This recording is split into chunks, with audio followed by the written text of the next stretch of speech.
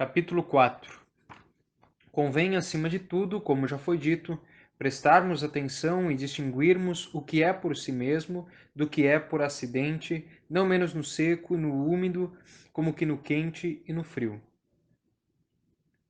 Algumas coisas de substância seca, quando as derrete um calor intenso, adquirem a aparência de umidade, como o bronze e o ferro. Outras, úmidas por natureza, quando expostas a um frio absoluto, passam a parecer secas, como o gelo. A respeito de todas essas, portanto, não se deve de modo algum fazer um juízo absoluto e sem exceção, como falamos nos livros anteriores, mas levando em consideração como ficam no frio e no calor. Se colocadas numa temperatura média, mesmo assim, aparecem úmidas. Devem ser contadas entre as úmidas por natureza, ainda que no calor abundante fiquem secas. As que derretem sob o calor fervente ou adensam no frio absoluto, nem mesmo estas devem ser consideradas, respectivamente, por natureza úmidas ou por natureza secas. É deste modo, pois, que se deve distinguir o que é tal por si mesmo do que o é por acidente, e é com referência a isto que se deve julgar o que é quente, frio, seco ou úmido em potência. As coisas em potência devem ser julgadas por aquilo que é em si mesmo, e não por aquilo que é em acidente. Ora, o critério único e comum a todas as coisas é a velocidade da alteração. Uma vez, porém, que são equívocos os nomes de quente, frio, úmido e seco. Algumas coisas são assim chamadas por causa do predomínio de uma das qualidades sobre a outra, outras por possuírem algumas das qualidades no grau mais elevado possível. O objeto julgado. Qualquer que caia na primeira espécie, quer na segunda, será tal em potência. O azeite, portanto, é quente em potência porque vira chama com facilidade. Do mesmo modo, a resina, o betume e o alcatrão. Já o vinho é quente em potência porque com facilidade se torna sangue. Do mesmo modo, o mel, a carne e o leite. E destas coisas, as que sofrem alteração em suas substâncias inteiras tornam-se alimento aos que as alteram. As que são alteradas e transformadas em somente uma das qualidades são apenas medicamentos. Da mesma forma, as que de algum modo afetam o corpo sem sofrer nenhuma alteração da sua substância, porém conservando-a intacta. Também estas são medicamentos, porém aversos e destrutivos à natureza do animal. Segundo creio, aliás, todo medicamento dessa espécie recebe o nome de veneno, pois não se deve excluir do gênero dos venenos estas coisas pelo motivo de que, apresentadas em doses mínimas, não causam nenhum dano sensível. Pois se é assim, nem o fogo é quente, nem a neve fria. Afinal, mesmo a centésima parte de uma centelha cai no gênero do fogo, e ainda assim ela não apenas não nos queima ou esquenta, como nem mesmo estimula algum dos nossos sentidos ao entrar em contato com o corpo. Do mesmo modo, a centésima parte de uma gota gelada não apenas não lesa ou esfria, como nem mesmo é sentida.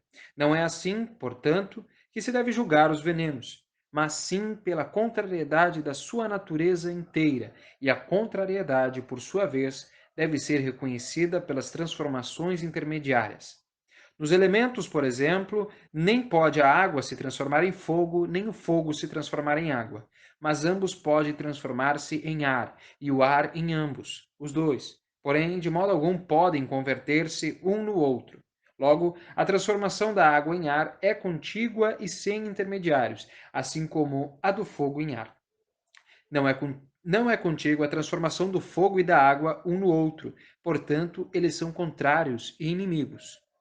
Por semelhante razão, a lágrima da papoula é em tudo contrária ao corpo humano, que não consegue agir sobre ela através de nenhuma das suas qualidades, nem muito menos através de sua substância inteira. Alguns venenos são desse tipo, outros, porém, do tipo que, tomando do calor uma ocasião de transformação, desviam-se em várias alterações, pelas quais acaba se corrompendo a nossa natureza.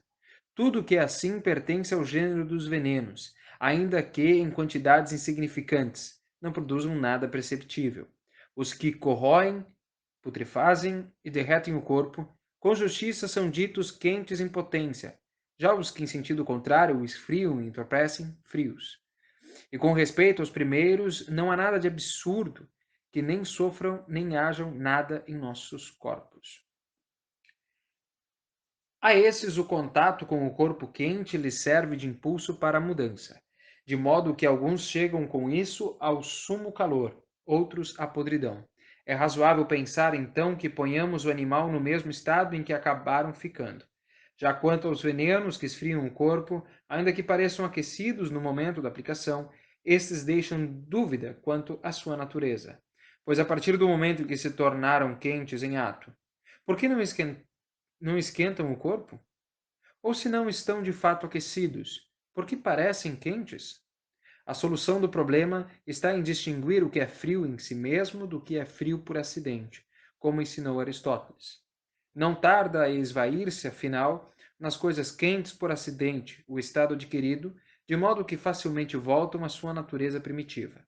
E, ao ser aplicado em nós o que é frio por natureza, mas quente por acidente, é necessário que ocorram estas duas coisas: que o calor adquirido se esvaia e que seu temperamento próprio, sem ser afetado em nada pelo nosso corpo, permaneça frio.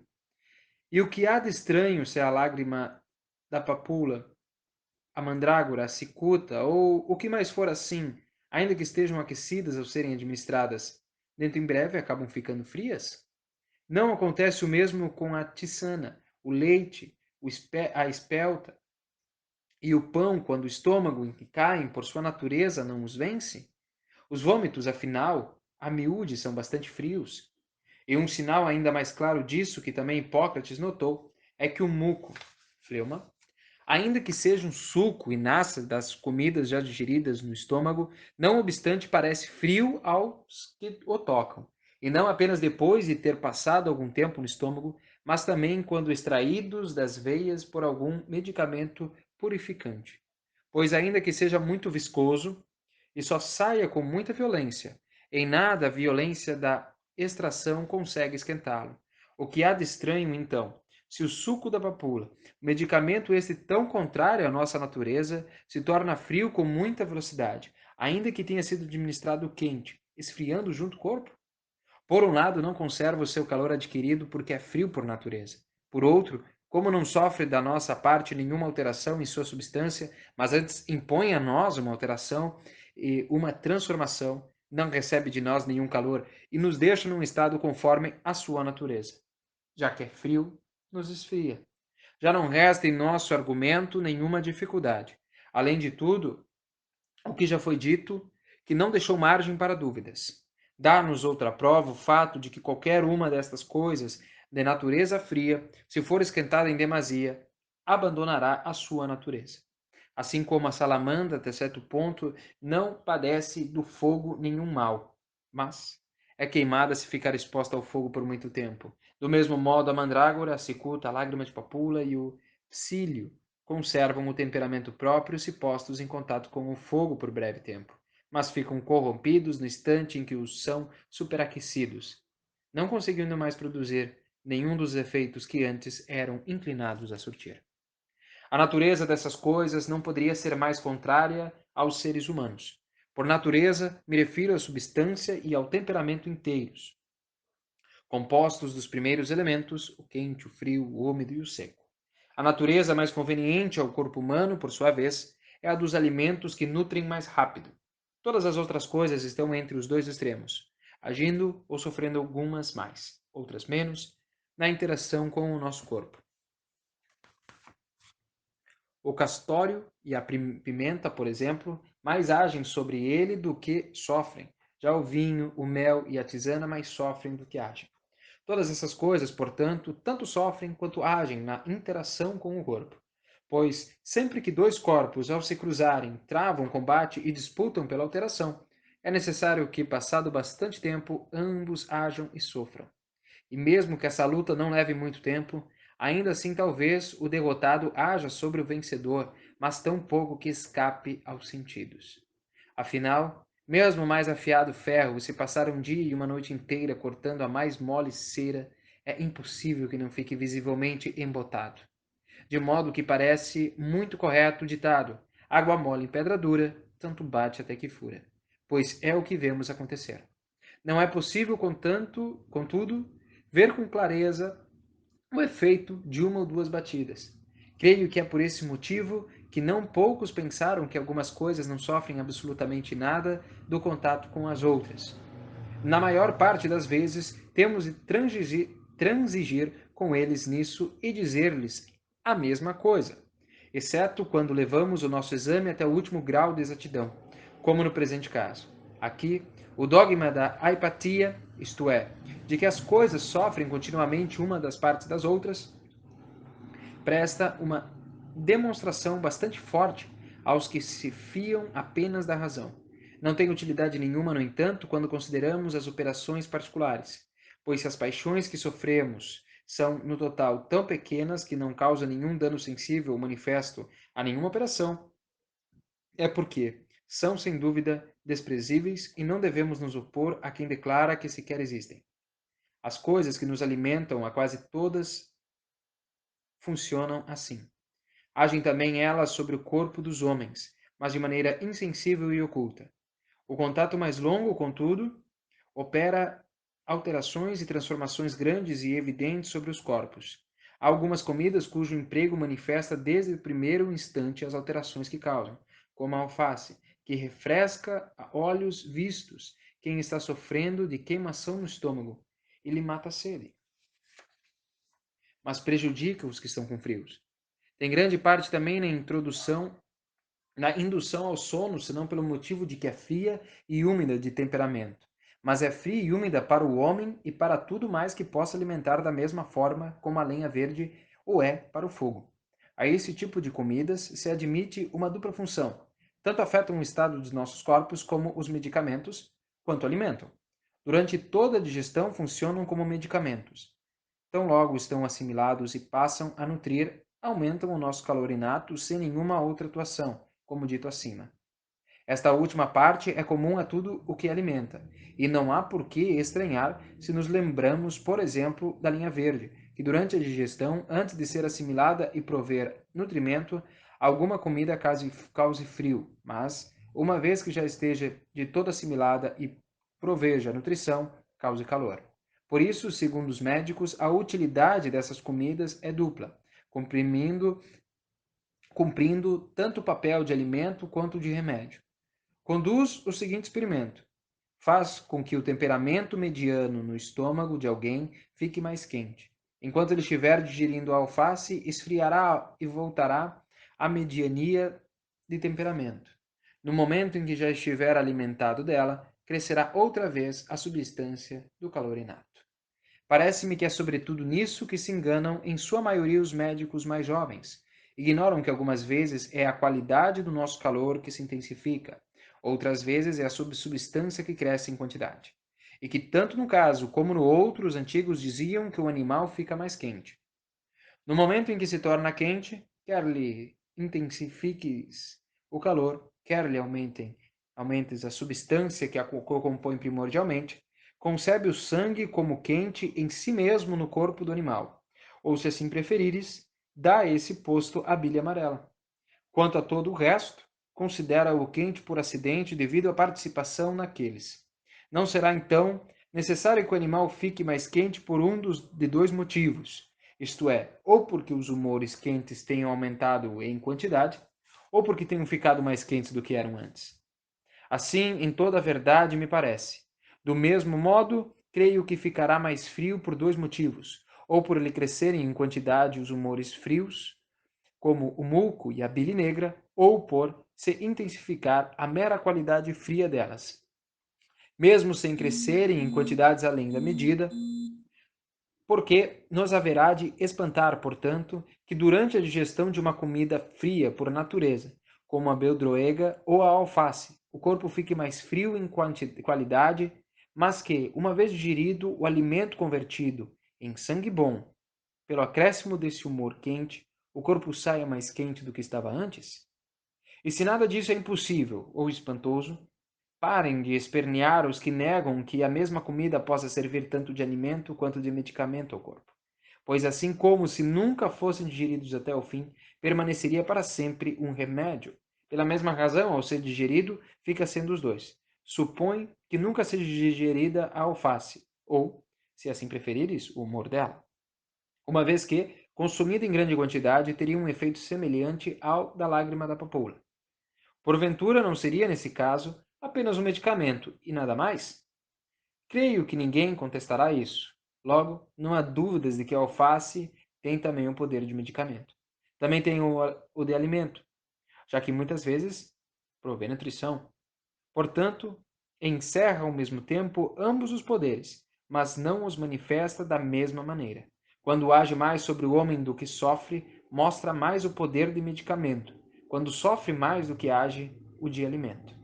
E não há nada de espantoso que se compete à alface tanto agir quanto sofrer, uma vez que mesmo a espada, como dissemos antes, toca não apenas agir sobre a cera, como também sofrer dela, ainda que sua inclinação a agir, por ser muitas vezes maior, eclipse a sua disposição a sofrer. Mas experimenta bater nela com o mais duro ferro, e verás como sofre mais do que age, ainda que haja um pouco. Mesmo assim, embora devido à insignificância quase não se note em seu poder. Por isso, não hesitemos em declarar a respeito de todas as comidas em absoluto, que elas são inclinadas não apenas a sofrer na interação como com os nossos corpos, como também a agir. Estendemos a declaração também a algumas coisas a que, com toda clareza e evidência, cumpre agir, de modo que incluímos não apenas comidas, mas também medicamentos. A alface, por exemplo, é tanto um alimento quanto um medicamento frio. Já a rúcula é tanto um alimento quanto um medicamento quente. Mesmo o castório, passado o tempo necessário para completar sua digestão, será também ele tanto um alimento quanto um medicamento quente. Assim também a mostarda e a pimenta, e dentre as ervas, o endro, a arruda, o orégano, a calaminta, a segurelha e o tomilho. Todas essas coisas são tanto alimentos quanto medicamentos quentes, medicamentos antes de serem transformadas em sangue, enquanto ainda estão sendo digeridas, e alimentos, e já não medicamentos, depois de transformadas em sangue, conforme a saber, o segundo significado possível de alimento, isto é, o que ainda não é alimento, mas é como um alimento. Assim como fizemos acima, quando imaginamos dois estômagos, um mais frio, outro mais quente que a média, tragamos de volta os mesmos estômagos hipotéticos para contemplar as comidas quentes em potência. Assim, ao estômago mais frio, todas aquelas ervas, enquanto ainda estiverem dentro dele sendo digeridas, darão calor e devolverão o equilíbrio do temperamento, auxiliando-o exatamente como um remédio. Quanto ao estômago quente, elas o queimarão e lesarão. E são essas as alterações que operarão na sua qualidade. Depois que já estiverem digeridas por inteiro, transformadas e convertidas em sangue bom, farão crescer o calor inato do animal em substância, não em qualidade. Toda comida final, quer seja quente, quer seja fria em potência, depois de convertida em sangue, aumenta dessa mesma forma o calor inato, enquanto ainda se dirige à forma do sangue, mas ainda não se tornou sangue. Esfria ou esquenta o animal ao modo dos remédios. Porém, toda essa discussão, ao que parece, depende de um só princípio, e por isso tanto mais o devemos conservar e lembrar a todo momento, que todo corpo possui uma propriedade do seu temperamento que é conforme a algumas naturezas, mas contrária a outras. E se, ao encontrar algo conforme, o transformar na sua própria natureza, fará crescer a substância do seu próprio calor. Se pelo contrário for transformado, alcançará um de dois resultados. Se o que for transforma esquenta, se o que o transforma esquenta, então obterá algum calor. Se não esquenta, perderá o calor próprio. Por tudo isso, já está claro que todas as coisas desse tipo caem na categoria da relação, uma vez que recebe a razão ou de remédio ou de alimento, ou ainda de ambos, em relação à propriedade da natureza que opera a alteração. A cicuta, por exemplo, é alimento para o estorninho, mas medicamento para o homem. O eléboro é alimento para a codorna, mas medicamento para o homem, pois o temperamento das codornas consegue assimilar o elebro, mas o do homem não.